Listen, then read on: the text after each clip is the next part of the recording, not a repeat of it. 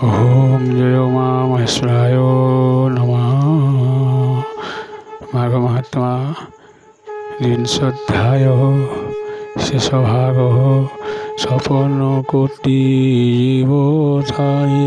সদা উপকার করে ঈশনে ভাবি লোক সে প্রাণী মতো অধিক নিষ্পাপ হই তার গোত্র কলুষ সার কীর্তি মাত্র সে যমলোক কোন যাই অন্তিম অঙ্গে মিশই অশেষ মহিমা মোহর মতি সেবন্তী সুর নর উদ্ধব মোর পালি সেব অন্তে পাইব স্বর্গ থাও এর ভিতরে দেহ বহি যে হই নাম নভাবই কন্যে ন শুনি মোর গীত এ ন করে কার শিবত তাহাকো মনুষ্য নগণ জীব থিয়ার অকায়ন সে প্রাণী রাক্ষাসর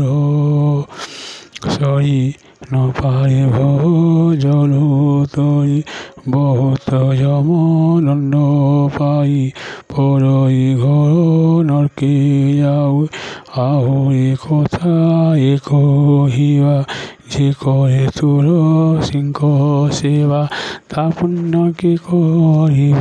লেখা বিষ্ণু অন্তে তার সখা তুলসী থাই ଯେଉଁଠାରେ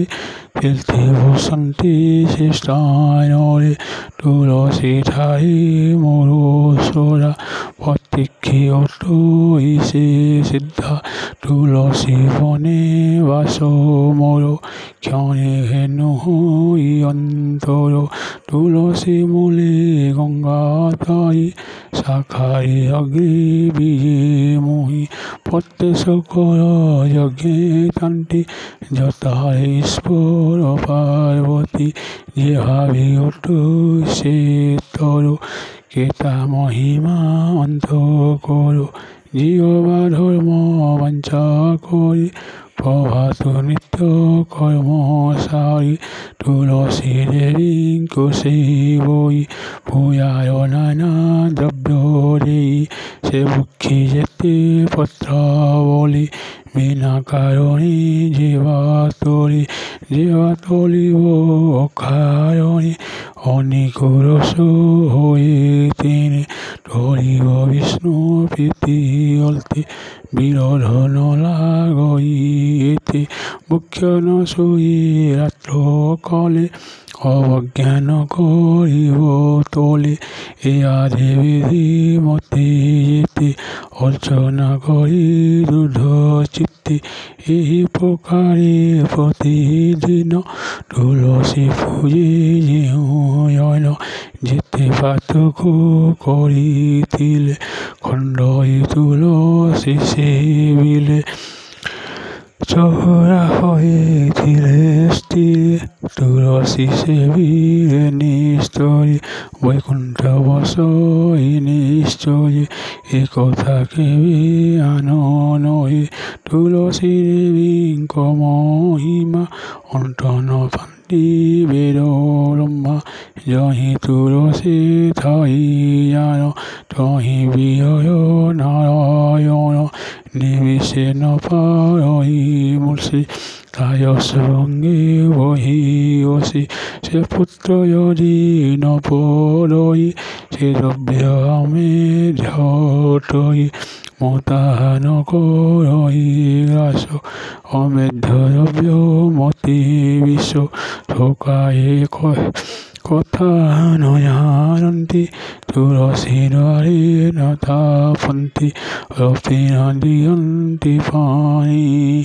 ধর্ম ন করন্তি সে প্রাণী বস্ত্র ফালতি ন ভূয়ন্তি বিয়ন্তি পুত্র পত্র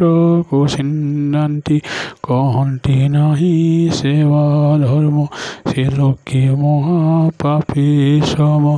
তুলসী থালে কলে কায়া সে প্রাণী মোর দেহে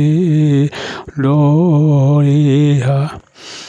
তাহাঙ্কু নাহি সুরগতি অন্তি অনেক দণ্ড ফান্তি এ কথা কি কইয়াইন ধ্রুবয়েসি মুখ বচন উদ্ধবয়ে হেতু কর তুলসী সেবিন নিস্তর তুলসী বল্লভ চরণে পামর কৃষ্ণ দাস ভণি উদ্ধব কহিলে মুরারি এ অনেস্পত পরশ্বরী ইতি শ্রী মাঘ মাতা মহাপুরাণে শ্রীকৃষ্ণ উদ্ধব সংবাদে পাপ পুণ্য চরিত কথায় নাম দ্বাবিংশোऽধ্যায়ः।